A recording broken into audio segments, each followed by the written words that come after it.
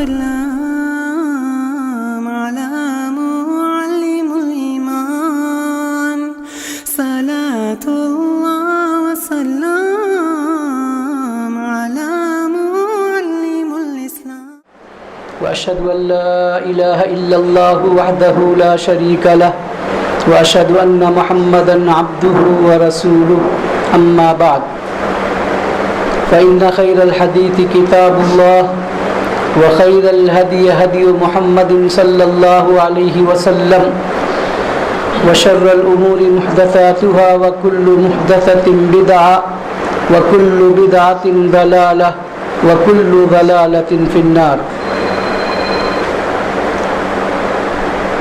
أعوذ بالله السميع العليم من الشيطان الرجيم. بسم الله الرحمن الرحيم. يا أيها الذين آمنوا اتقوا الله حق تقاته ولا تموتن إلا وأنتم مسلمون.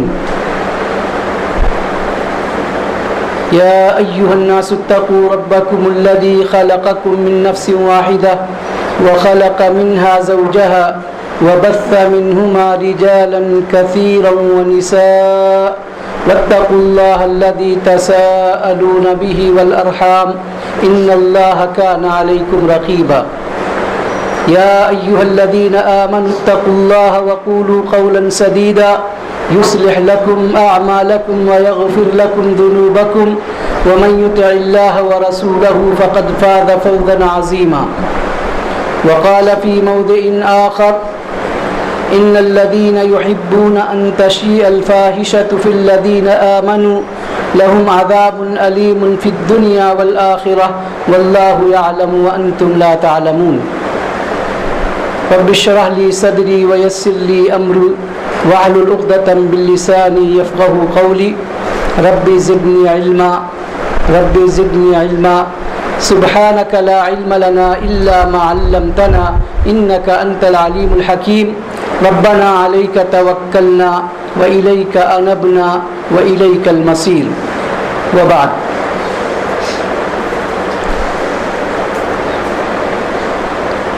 حاضرین جمعہ، لائق صد احترام دینی و ملی ساتھیوں، بزرگوں اور دوستوں، پردہ نشین ماؤں اور بہنوں،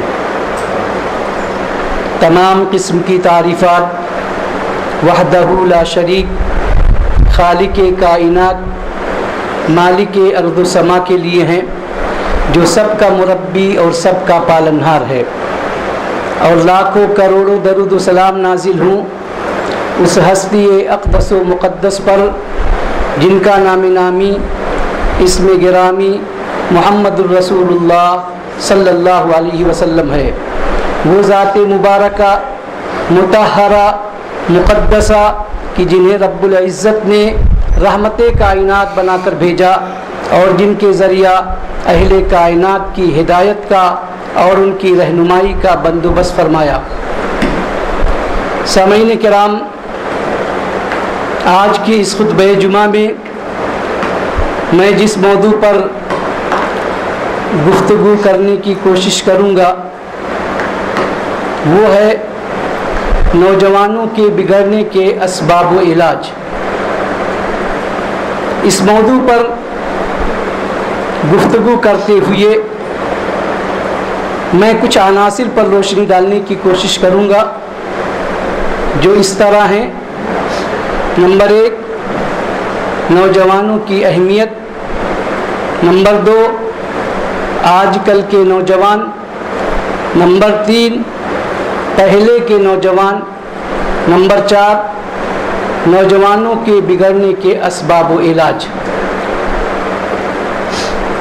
اور پھر مسلمانوں اور بالخصوص نوجوانوں کو کچھ پیغام دیتے ہوئے دعائیہ کلمات کے ساتھ میں انشاءاللہ اپنی بات ختم کرنے کی کوشش کروں گا۔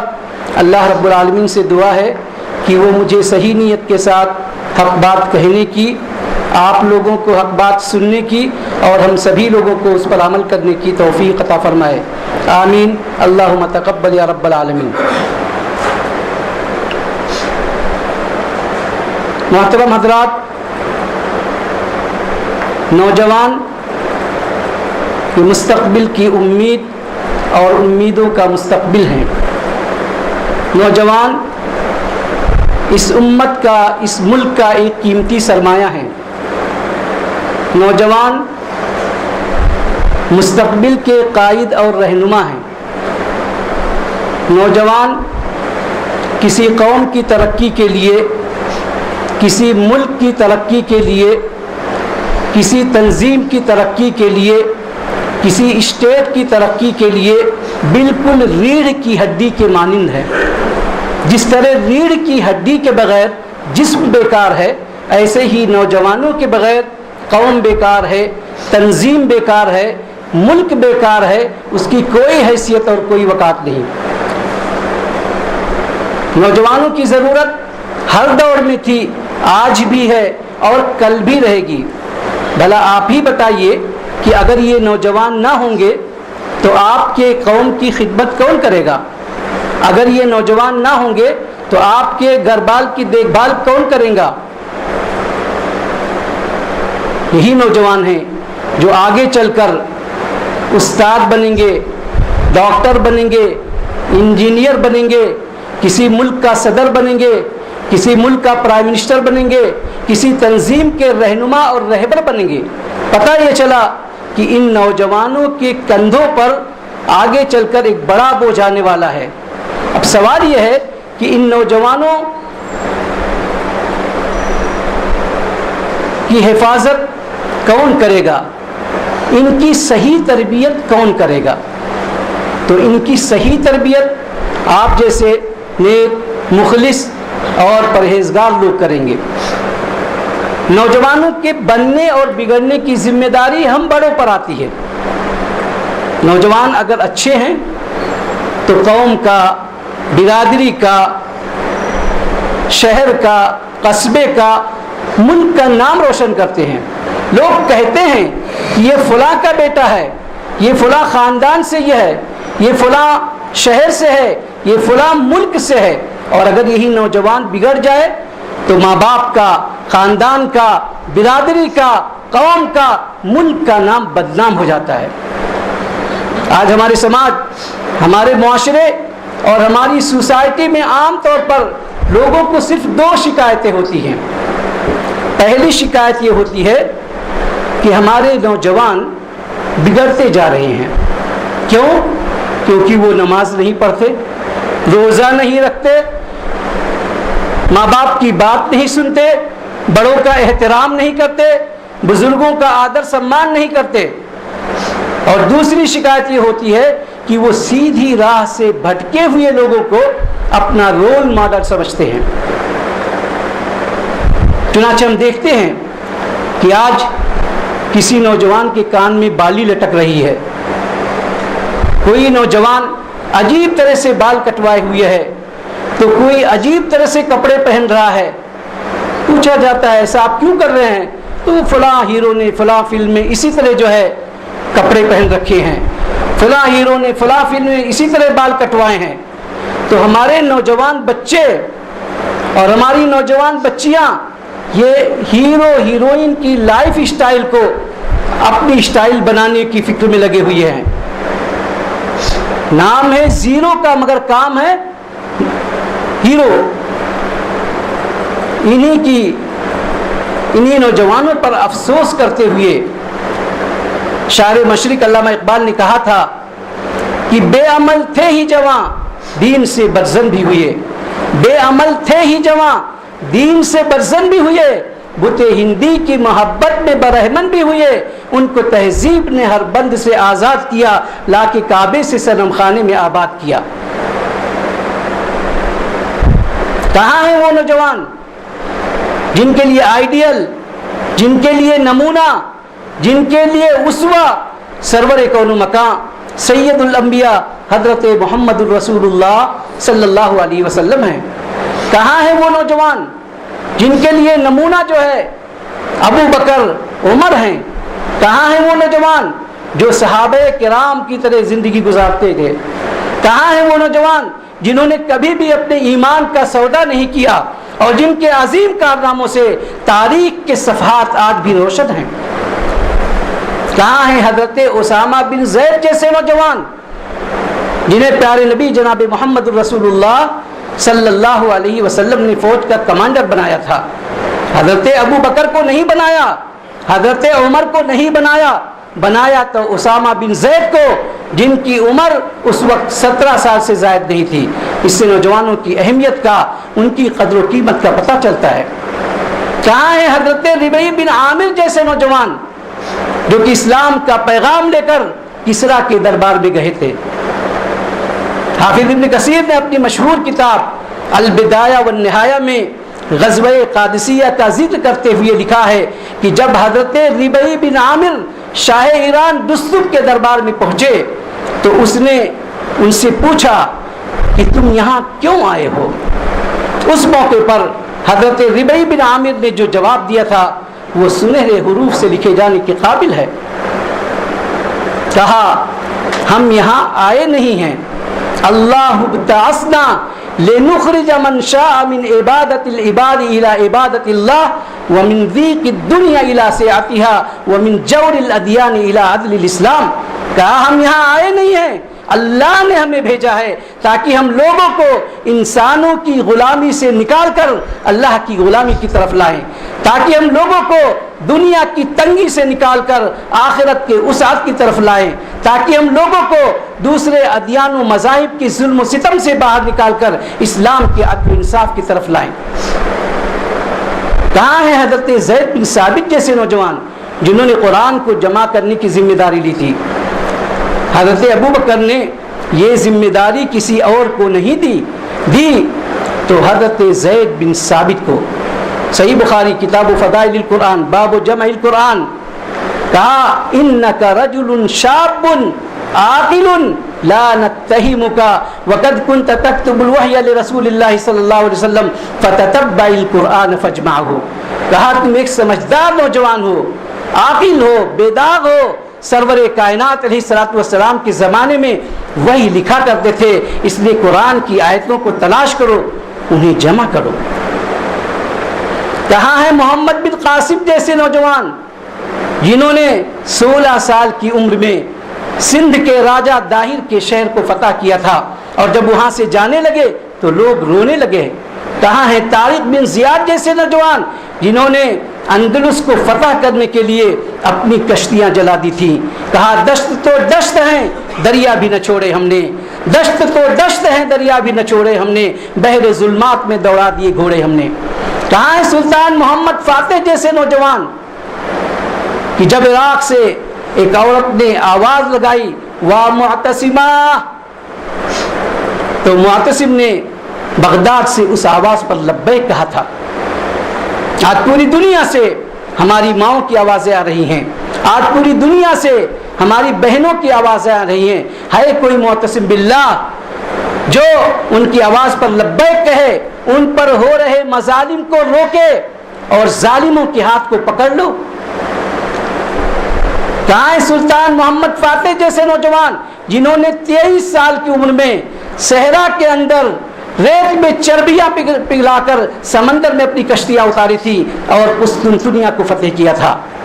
کہاں ہے امام شافعی جیسے نوجوان جنہوں نے 20 سال کی عمر میں فتویٰ دینا شروع کر دیا تھا؟ کہاں ہے امام بخاری جیسے نوجوان جنہوں نے 18 سال کی عمر میں التاریخ الکبیر نامی کتاب لکھی؟ تو یہ تھے پہلے کے نوجوان جنہوں نے 17 سال کی عمر میں، 16 سال کی عمر میں، 10 سال کی عمر میں، 23 سال کی عمر میں وہ کارہائے نمایاں انجام دیے کہ جن کے کارناموں سے تاریخ کے صفحات آج بھی روشن ہیں اور ہمارے لیے عبرت اور نمونہ ہیں۔ آج ہم بھول گئے مولانا ابوالکلام آزاد کو، اس لیے کہ ہمارے لیے آئیڈیل، نمونہ، ہیرو ہیروئن بن گئے ہیں۔ میں آپ سے پوچھنا چاہتا ہوں کہ کیا آج ہمارے نوجوانوں میں یہ صلاحیت ہے کہ اگر انہیں کسی ملک کا رہنما بنا دیا جائے، کسی ملک کی باغڈور سونپ دی جائے تو وہ ملک کی باغڈور کو سنبھال سکیں گے؟ انہیں کسی تنظیم کا رہنما اور رہبر بنا دیا جائے تو وہ تنظیم کو چلا سکیں گے؟ کیا ہمارے نوجوانوں میں آج یہ صلاحیت موجود ہے؟ اگر نہیں ہے اور ہمارے نوجوان بگڑ رہے ہیں ان کے اندر بگاڑ ہے، تو اس بگاڑ کے اسباب کیا ہیں، ہمارے نوجوان کیوں بگڑ رہے ہیں، میں اس پر کچھ روشنی ڈالنے کی کوشش کروں گا۔ سامعین کرام، نوجوانوں کے بگڑنے کے بہت سارے اسباب ہیں، اور ان سارے اسباب کو ذکر کرنا اس خطبہ جمعہ میں ناممکن ہے، لیکن میں نقاط آپ کے سامنے رکھ دیتا ہوں تاکہ ان نقاط پر آپ غور کریں کہ کیا واقعی یہ اسباب ہیں جن کی وجہ سے ہمارے نوجوان بگڑ رہے ہیں۔ اور جتنا مجھے وقت ملے گا انشاءاللہ کچھ نقاط پر تفصیل کے ساتھ گفتگو کرنے کی کوشش کروں گا۔ تو نوجوانوں کے بگڑنے کا پہلا سبب ہے جہالت و نادانی اور تعلیم کی کمی۔ نوجوانوں کے بگڑنے کا دوسرا سبب ہے مخلوط تعلیم، کو ایجوکیشن۔ نوجوانوں کے بگڑنے کا تیسرا سبب ہے اخلاق کو خراب کرنے والی چیزیں، اخلاق کو خراب کرنے والی چیزیں۔ اب اس میں میڈیا نمبر 1 پر ہے، میڈیا میں پرنٹ میڈیا، الیکٹرانک میڈیا دونوں ہی آتے ہیں، اسی طرح بیئر بار، ڈانس بار، موبائل فون، یہ ساری چیزیں اس میں شامل ہیں۔ نوجوانوں کے بگڑنے کا چوتھا سبب ہے مثالی مربی کا فقدان۔ نوجوانوں کے بگڑنے کا پانچواں سبب ہے نوجوانوں اور بزرگوں کے درمیان دوری، نوجوانوں اور بزرگوں کے درمیان دوری۔ نوجوانوں کے بگڑنے کا چھٹا سبب ہے برے ساتھی، برا ماحول، غلط صحبت۔ نوجوانوں کے بگڑنے کا ساتواں سبب ہے اولاد کے درمیان ناانصافی، اور نوجوانوں کے بگڑنے کا آٹھواں سبب ہے ذریعہ معاش کا فقدان۔ یہ 8 اسباب ایسے ہیں جو میری نظر سے گزرے ہیں، اور میں نے جہاں تک پڑھا ہے مجھے سمجھ میں یہ آتا ہے کہ یہ اسباب ہیں جن کی وجہ سے ہمارے نوجوان آج سیدھی راہ سے بھٹکے ہوئے ہیں۔ تو آئیے سب سے پہلے نوجوانوں کے بگڑنے کے پہلے سبب پر بات چیت کرتے ہیں۔ نوجوانوں کے بگڑنے کا پہلا سبب ہے جہالت و نادانی اور تعلیم کی کمی۔ جہاں تک تعلیم کی بات ہے تو آج ہمارے سماج، ہمارے معاشرے اور ہماری سوسائٹی میں بہت سارے ماں باپ آپ کو ایسے مل جائیں گے جنہوں نے بچپن سے اپنے بچوں کی صحیح تعلیم و تربیت پر دھیان نہیں دیا۔ وہ مال دولت اکٹھا کرنے میں اس قدر مصروف رہے کہ انہیں اپنے بچوں پر دھیان دینے کا وقت ہی نہیں ملا۔ چنانچہ آج تعلیم میں ہماری دلچسپی نہ کے برابر ہے۔ آپ کو پتہ ہے کہ غار حرا کی پہلی آواز کیا تھی؟ غار حرا کی پہلی آواز تھی اقرا، پڑھو۔ اس لیے ہمیں اپنی استطاعت کے مطابق اپنے بچوں کو پڑھانے لکھانے کی فکر کرنی چاہیے۔ سورہ علق سورہ نمبر 96 آیت نمبر 1 سے 5 میں اللہ ارشاد فرماتا ہے اقرا بسم ربک الذی خلق خلق الانسان من علق اقرا وربک الاکرم الذی علم بالقلم علم الانسان ما لم يعلم۔ اللہ رب العالمین ارشاد فرماتا ہے کہ پڑھو اپنے اس رب کے نام سے جس نے تمہیں پیدا کیا ہے۔ خلق الانسان من علق، انسان کو جمے ہوئے خون سے پیدا کیا۔ اقرأ وربک الاکرم، پڑھیے آپ کا رب بڑا کرم والا ہے۔ الذی علم بالقلم، جس نے انسان کو قلم کے ذریعے سکھایا۔ علم الانسان ما لم يعلم، انسان کو وہ سب کچھ سکھایا جسے وہ نہیں جانتا تھا۔ تو سورہ علق کی ان آیات میں اللہ رب العالمین نے اپنے بچوں کو تعلیم دینے کی بات بتائی ہے کہ ہمیں چاہیے کہ ہم اپنے بچوں کو اپنی استطاعت کے مطابق، اپنی طاقت کے مطابق پڑھائیں لکھائیں۔ میرے بھائیوں، ذرا تھوڑی دیر کے لیے اس دور کا تصور اپنے ذہن میں لائیے جو دور دور جاہلیت کے نام سے جانا جاتا تھا۔ ذرا سوچئے تو صحیح کہ پہلے کے عرب کیسے تھے، وہ کتنے گئے گزرے تھے۔ ارے شرک وہ کرتے تھے، 360 بتوں کی پوجا وہ کرتے تھے، زنا وہ کرتے تھے، شراب وہ پیتے تھے، بچیوں کو زندہ درگور وہ کرتے تھے۔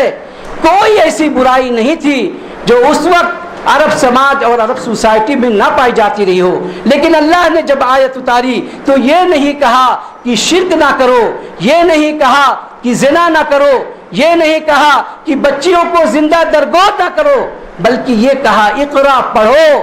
پتہ یہ چلا کہ جہالت عربوں کے اندر عام تھی، اس لیے اللہ نے پڑھنے کے لیے کہا، اس لیے کہ علم یہ روشنی ہے، علم کی روشنی جب آئے گی تو جہالت کا اندھیرا خود بخود چھٹ جائے گا۔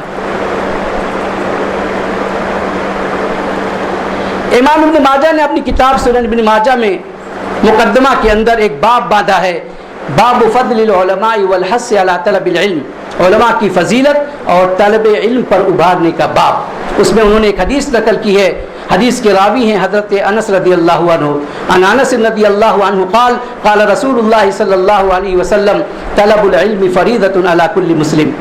خادم رسول حضرت انس بیان کرتے ہیں کہ پیارے نبی جناب محمد رسول اللہ صلی اللہ علیہ وسلم نے فرمایا کہ علم کا حاصل کرنا ہر مسلمان پر فرض ہے۔ نبی پاک صلی اللہ علیہ وسلم امی تھے، پڑھے ہوئے نہیں تھے، لیکن تعلیم کو رواج دینے میں آپ آگے آگے تھے۔ چنانچہ آپ نے جنگ بدر میں ایک قیدی کو صرف اس شرط پر چھوڑ دیا تھا کہ اس نے لوگوں کو پڑھانے لکھانے کا وعدہ کیا تھا۔ تو نوجوانوں کے بگڑنے کا پہلا سبب جہالت و نادانی اور تعلیم کی کمی۔ نوجوانوں کے بگڑنے کا دوسرا سبب ہے مخلوط تعلیم، کو ایجوکیشن۔ لڑکوں اور لڑکیوں کی ملی جلی تعلیم، اس نے ہمارے سماج کو تباہ و برباد کر دیا ہے۔ میں اس بات کے خلاف نہیں ہوں کہ ہمارے بچے کالج میں یونیورسٹی میں نہ پڑھیں، لیکن آپ اگر جائزہ لیں، آپ اگر کسی کالج میں جائیں، کسی یونیورسٹی میں جائیں، تو آپ کو پتہ چلے گا کہ وہاں پر تعلیم کم دوسرے کام زیادہ ہو رہے ہیں، پڑھائی کم دوسرے کام زیادہ۔ اور ایک رپورٹ کے مطابق دوسرے ملکوں میں ایسی بن بیاہی لڑکیوں کی تعداد بہت زیادہ ہے جو اپنے کلاس ساتھیوں کی وجہ سے وقت پہلے ماں بن جاتی ہیں۔ حالت اس قدر خراب ہے کہ آج اگر کسی کالج میں کوئی لڑکی پڑھ رہی ہے اور اس کا کوئی بوائے فرینڈ نہیں ہے تو وہ لڑکی اس کالج کی پچھڑی ہوئی لڑکی مانی جاتی ہے۔ اسی طرح اگر کوئی لڑکا کسی کالج میں ہے، کسی یونیورسٹی میں ہے، اس کی کوئی گرل فرینڈ نہیں ہے تو وہ لڑکا بڑا ہی صوفی سفاٹ مانا جاتا ہے۔ میرے بھائیوں، ہمیں ایسی تعلیم کی ضرورت نہیں جو ہمیں انسانیت سے دور کر دے، جو ہمیں اللہ سے دور کر دے۔ ہمیں ایسی تعلیم کی ضرورت ہے جو ہمیں انسانوں کی قدر کرنا سکھائے، انسانیت کی خدمت کرنا سکھائے، ہمیں اپنے رب کو پہچاننا سکھائے۔ سچ کہا اکبر الہ آبادی نے کہ تم شوق سے کالج میں پڑھو، پارک میں گھومو، تم شوق سے کالج میں پڑھو، پارک میں گھومو، جائز ہے غباروں پہ اڑو، چرخ پہ جھولو، پر بندے ناچیز کی ایک بات رہے یاد، اللہ کی اپنی حقیقت کو نہ بھولو۔ تو نوجوانوں کے بگڑنے کا یہ دوسرا سبب ہے مخلوط تعلیم۔ اس کی وجہ سے ہمارے نوجوان بچے، ہماری نوجوان بچیاں بگڑ رہی ہیں۔ ہمیں کبھی موقع نہیں ملتا کہ ہم کالج میں یونیورسٹیوں میں جا کر کے ان کا جائزہ لیں کہ کس طرح وہاں پر تباہی و بربادی ہے۔ تو ہمیں چاہیے کہ ہم اپنے بچوں کو بچانے کی فکر کریں، انہیں تباہی کے اس دلدل سے باہر نکالنے کی کوشش کریں۔ نوجوانوں کے بگڑنے کا تیسرا سبب ہے اخلاق کو خراب کرنے والی چیزیں۔ اخلاق کو خراب کرنے والی چیزیں، اس میں میڈیا نمبر 1 پر ہے۔ میڈیا میں پرنٹ میڈیا، الیکٹرانک میڈیا دونوں ہی شامل ہیں۔ پرنٹ میڈیا، آج بہت سارے لوگ ایسے ایسے میگزین، ایسے ایسے رسالے، ایسے ایسے پرچے نکال رہے ہیں کہ آپ انہیں پڑھنا تو دور کی بات ہے، انہیں کھولنا بھی گوارا نہیں کریں گے۔ اس قدر اوریاں تصویروں سے یہ پرچے، یہ میگزین بھرے ہوتے ہیں۔ ان کا مقصد یہ ہے کہ آج مسلمانوں کی نئی نسل کو تباہ و برباد کر دیا جائے۔ الیکٹرانک میڈیا میں ٹی وی چینل، ایسے چینل ہیں کہ آپ ان چینلوں کو دیکھنا تو دور کی بات ہے، کھولنا بھی گوارا نہیں کریں گے، لیکن ہمارے بچے یہ ساری چیزیں دیکھ رہے ہیں۔ کتنے چینل ایسے ہیں جن کا مقصد ہی یہی ہے کہ نوجوانوں کی نئی نسل کو تباہ و برباد کر دیا جائے۔ نوجوان بچے، نوجوان بچیاں بیئر بار، ڈانس بار میں تباہ و برباد ہو رہی ہیں۔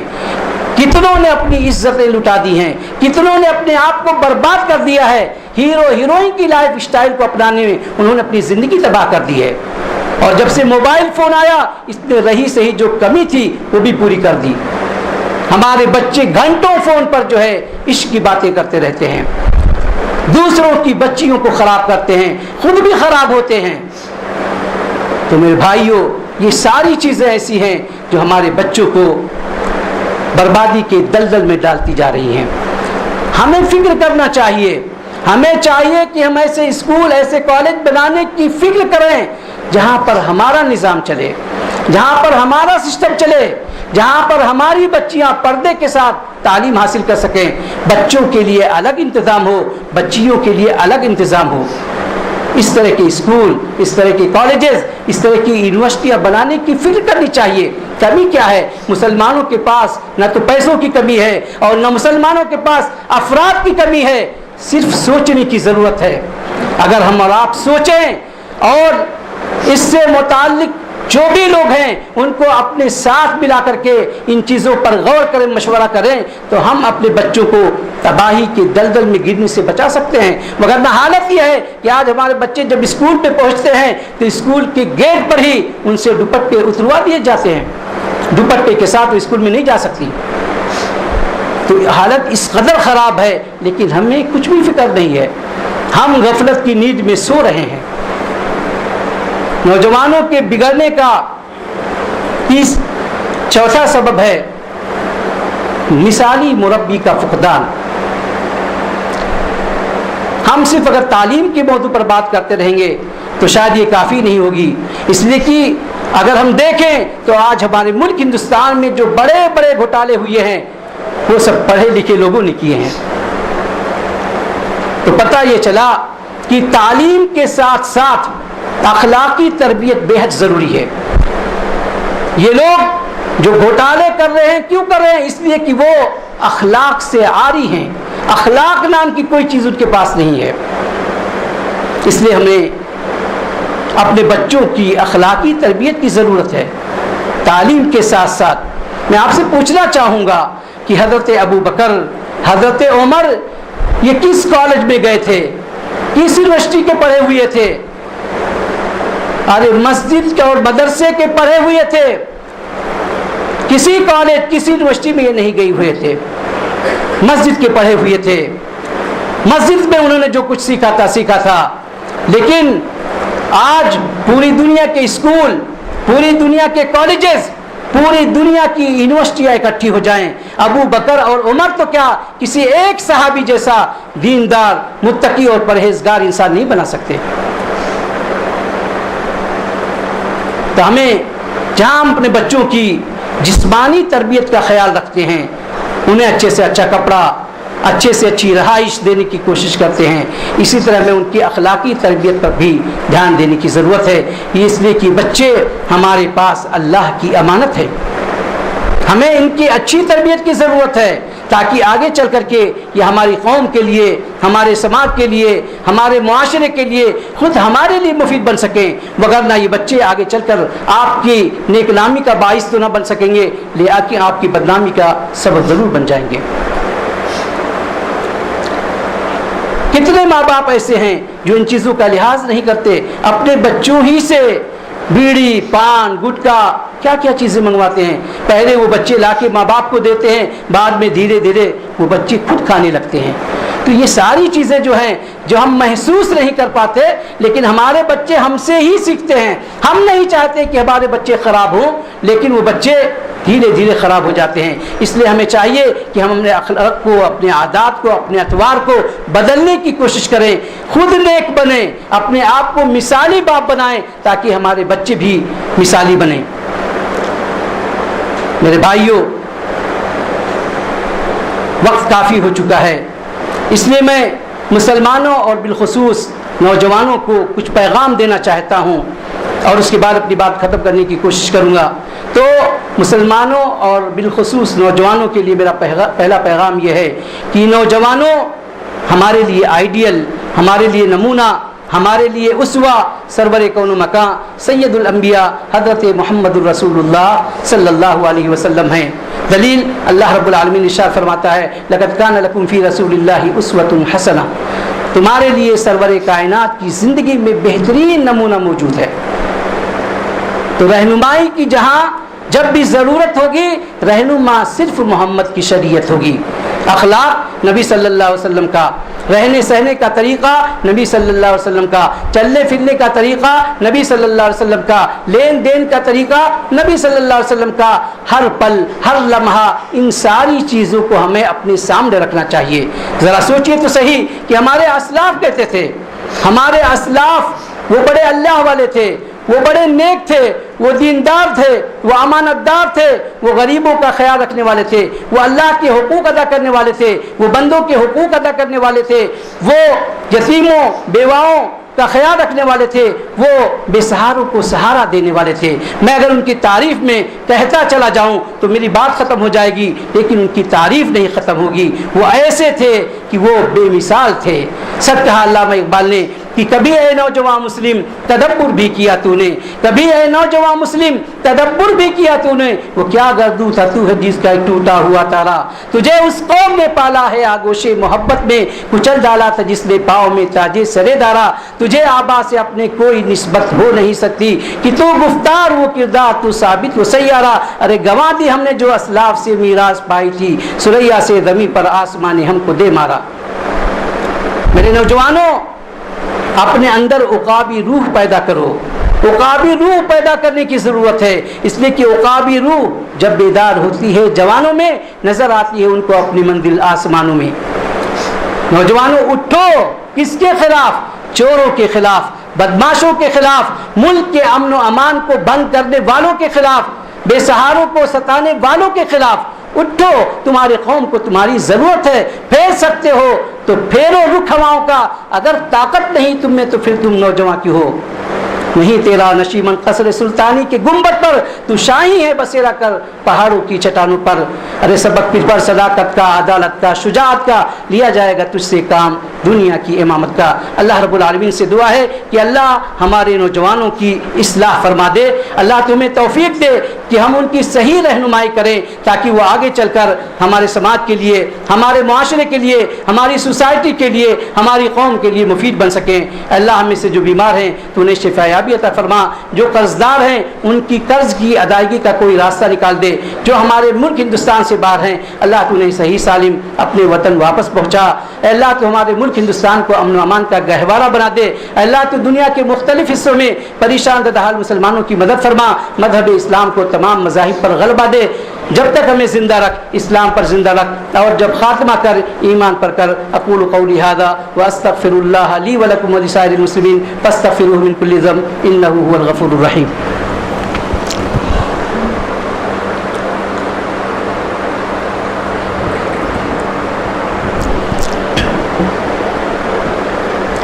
إن الحمد لله نحمده ونستعينه ونستغفره ونعوذ بالله من شرور أنفسنا ومن سيئات أعمالنا. من يهده الله فلا مضل له ومن يضلله فلا هادي له. وأشهد أن لا إله إلا الله وحده لا شريك له وأشهد أن محمدا عبده ورسوله. أما بعد فإن خير الحديث كتاب الله وخير الهدي هدي محمد صلى الله عليه وسلم وشر الأمور محدثاتها وكل محدثة بدعة وكل بدعة ضلالة وكل ضلالة في النار. اللهم صل على محمد وعلى آل محمد كما صليت على إبراهيم وعلى آل إبراهيم إنك حميد مجيد. اللهم بارك على محمد وعلى آل محمد كما باركت على إبراهيم وعلى آل إبراهيم إنك حميد مجيد. عباد الله رحمكم الله، إن الله يأمركم بالعدل والإحسان وإيتاء ذي القربى وينهى عن الفحشاء والمنكر والبغي يعظكم لعلكم تذكرون. ولذكر الله أكبر والله يعلم ما تصنعون. قوموا إلى صلاتكم.